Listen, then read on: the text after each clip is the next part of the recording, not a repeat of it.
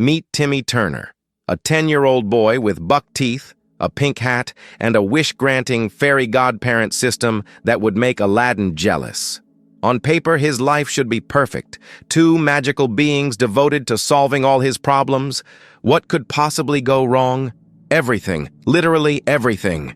Because Timmy doesn't live in a fairy tale, he lives in a cartoon dystopia where happiness is a technical violation of the rules. This isn't the story of a boy who gets everything he wants. This is the story of a kid trapped in a magical hell with sparkles. You're 10, which means you should be outside, climbing trees, skinning your knees, and eating questionable popsicles. But you're not. You're sitting in your room, alone, listening to your parents laugh on their way to another vacation without you. They didn't forget you.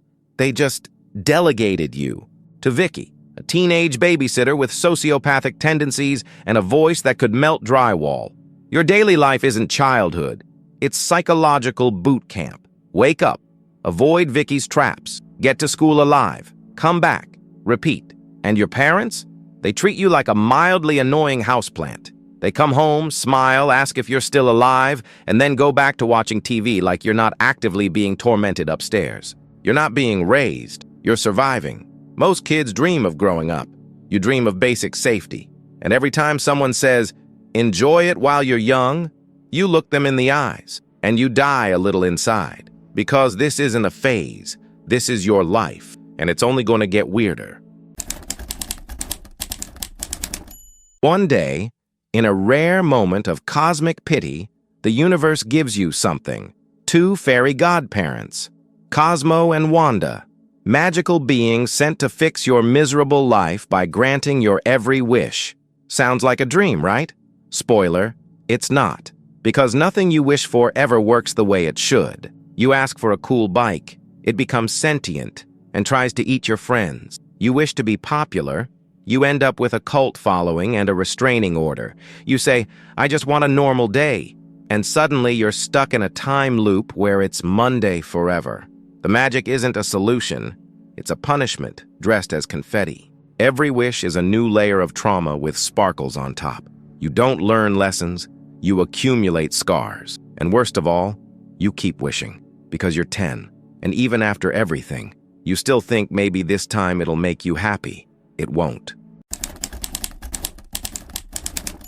At long last, you have adult supervision.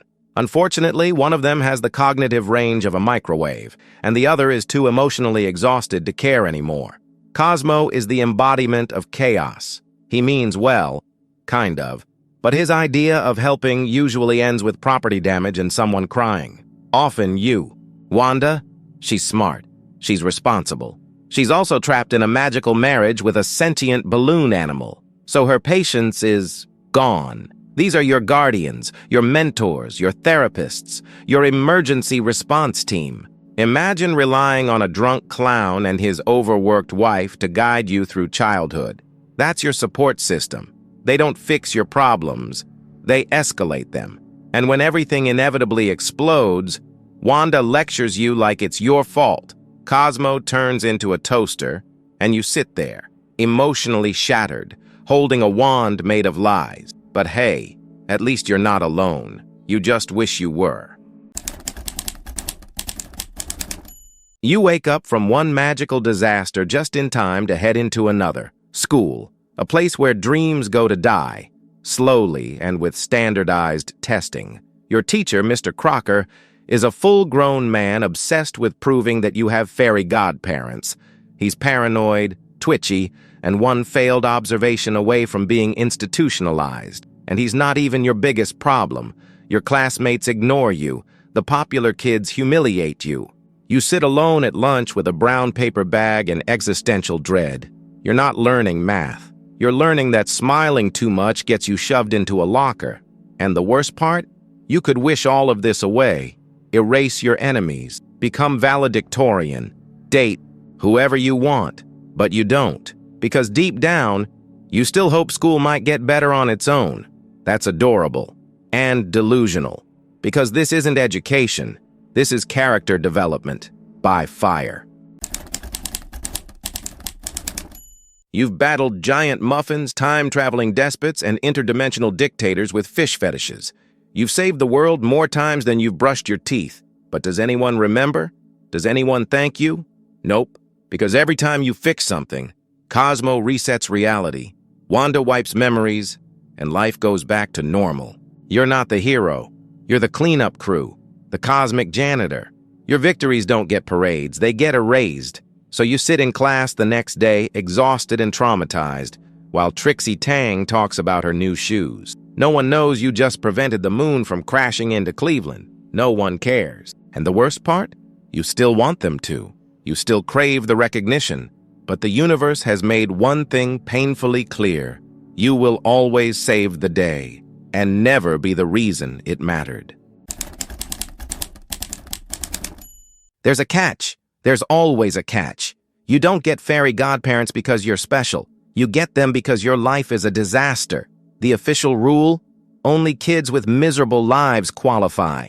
Translation: the worse your reality, the better your perks. Your parents neglect you? Here's a wand. Your babysitter is a war criminal? Have a wish. You cried yourself to sleep again? That's the spirit. But if, by some miracle, you start to feel okay, if things begin to improve, they vanish. The second you're happy enough, your fairy godparents are reassigned to some other emotionally ruined child. You're not just allowed to suffer, you're incentivized to. Joy is dangerous. Healing is risky. You're not living. You're maintaining just enough pain to keep the magic alive. You're not a kid with hope. You're a customer on an emotional subscription plan. And the only thing worse than being miserable is losing your magic for getting better. You can wish for anything. Anything. A mansion, superpowers, fame, intelligence, infinite tacos. And you do. Constantly. But the more you wish, the worse it gets. That A+ you wanted? Now everyone thinks you're a genius and expects you to cure cancer by recess. That clone you made to do your chores? He now runs your social life and is dating your crush. Every wish is a gamble, and the house always wins, because wishes don't solve root problems. They just slap cartoon glitter on top of your emotional fractures. You don't get real change, you get noise. Loud, colorful, exploding noise that distracts you just long enough to forget you're still sad underneath. Magic doesn't fix you. It just keeps you entertained. And you're 10, so you think that's enough, but it's not. You're 10. You've been 10. You'll always be 10. Because growing up means losing everything. The magic, the wishes, the only two people who actually care about you. Gone. But staying a kid? That means more Vicky, more Crocker, more chaos. You're stuck in a paradox. You can't grow, and you can't stay like this forever. So what do? You stall. You freeze time. You wish for do-overs. You drag out the worst years of your life like there's some kind of golden era. But they're not golden. They're rusted. You've built a magical prison with sprinkles and neon signs that say fun. But the walls are closing in. And the longer you pretend childhood is magical, the harder it hits when you realize it was just a trap with better marketing. You scream every day. Through tantrums, wishes, magical disasters. You explode reality into chaos just to be noticed. And still, nothing. Your parents don't see you. Your teachers fear you. Your enemies obsess over you. But no one hears you. You could wish for a megaphone the size of the moon, and all they'd say is, "Oh, Timmy's being weird again." You live in a world that laughs at your pain, that turns your breakdowns into sitcom punchlines. Your cries for help are just background noise. It's not that people don't care, it's that they're not tuned in. And magic? Magic is loud, but it doesn't make your voice clearer. It just drowns it out. So you keep screaming, wishing, breaking everything in sight, and all you get back is a laugh track. Once upon a time, you were promised a happy ending. A wand, a poof, a sparkle, and all your pain would vanish. But no one told you the wand comes with rules, that the poof is temporary, and the sparkle? Just glitter on top of emotional rot. You wanted love, you got loopholes, you wanted safety, you got chaos in a bow tie, you wanted to matter.